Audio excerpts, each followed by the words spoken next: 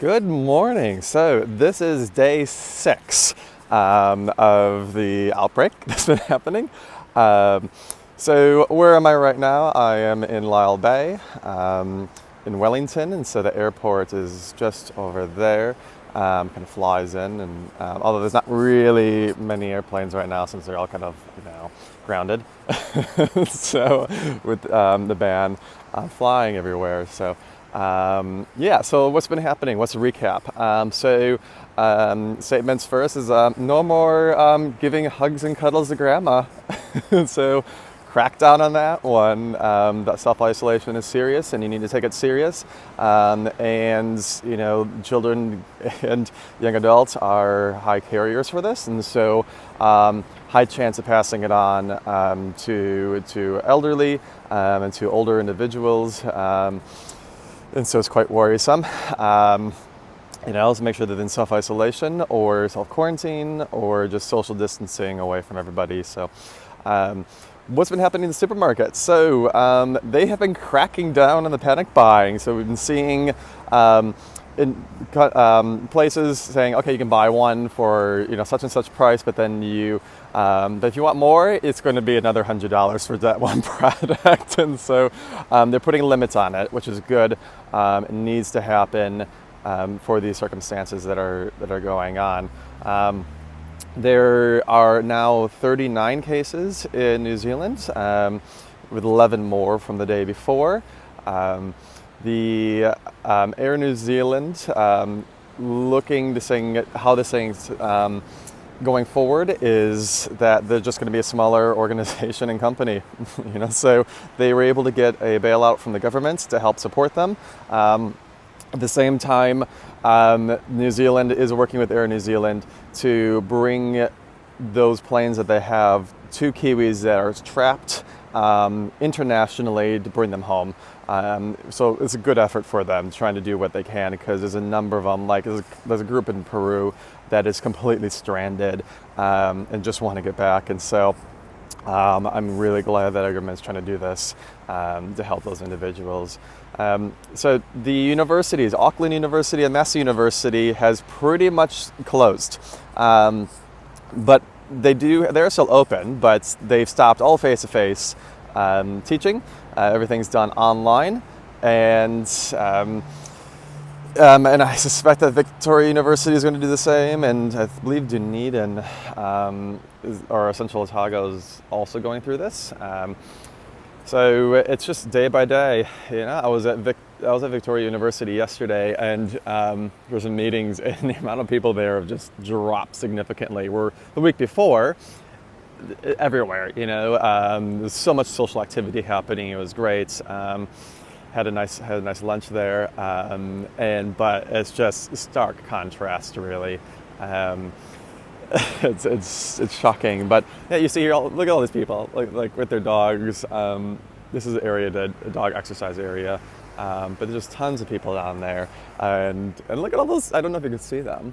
Can you? Can I zoom in? Nah. Surfers, tons of surfers still, but I guess they're staying distant.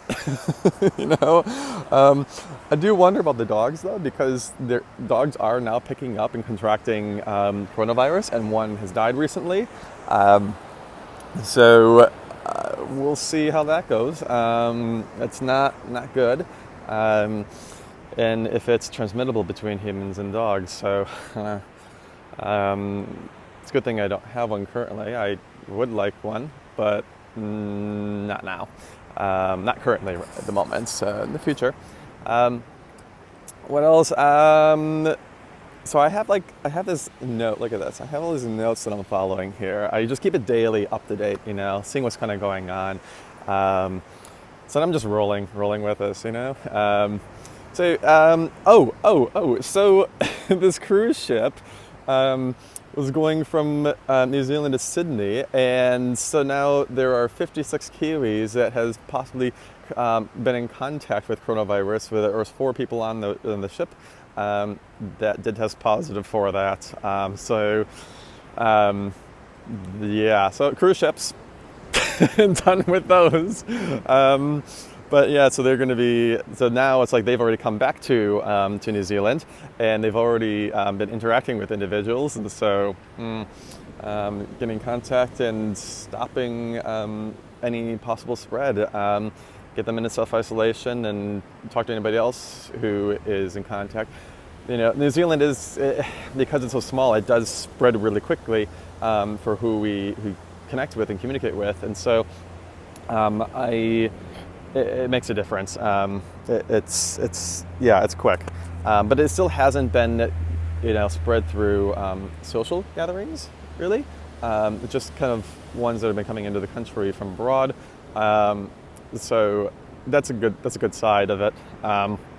There is, with the government cracking down on individuals who are not self-isolating, there was this incident yesterday where there were some tourists that came in from Hong Kong.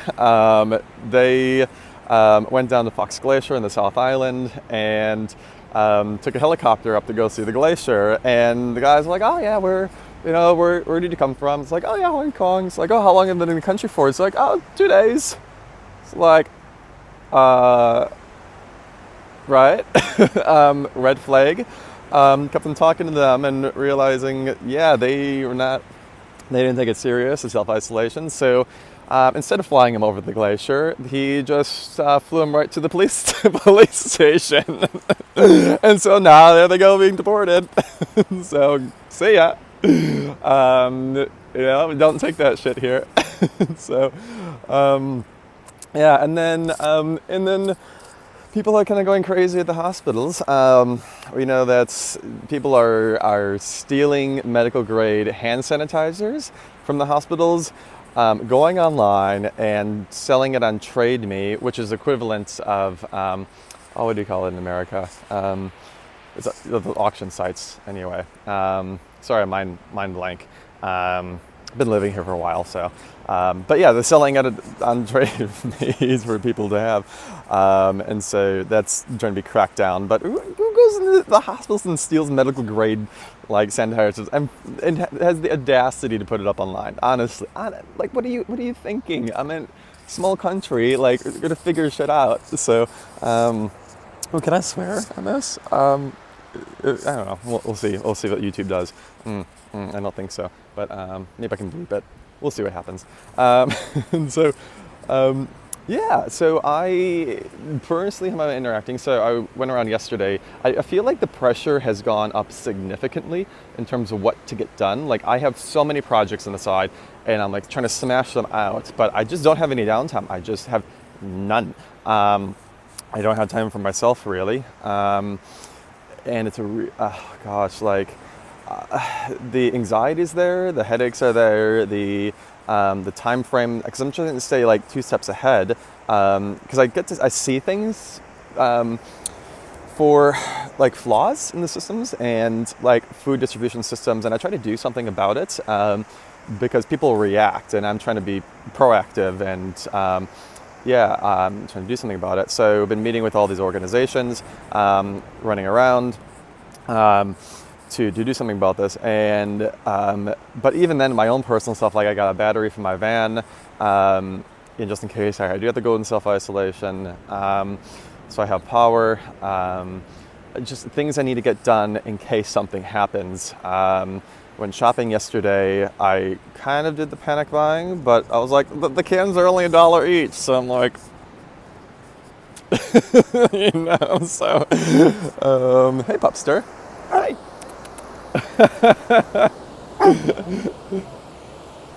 So, yeah, cute. So, but I just biking around town. I'm just gosh, the anxiety's there, and I'm sure you're all feeling it right now. It's really, it's just, I'm worried. It's worrisome. And then you watch all the videos online. It's you can't avoid it. I look at it and saying, hey, not trying to panic, but trying to be rational with it, that you have to stay informed in order to do that.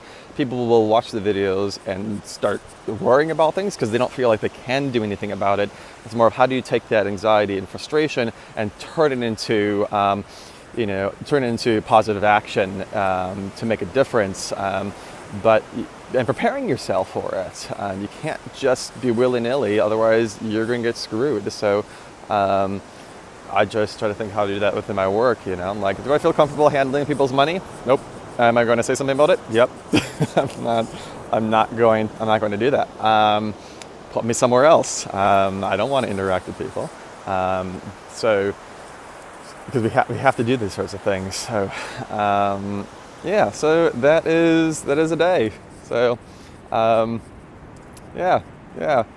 but this is nice being at the beach. So all right, catch you later.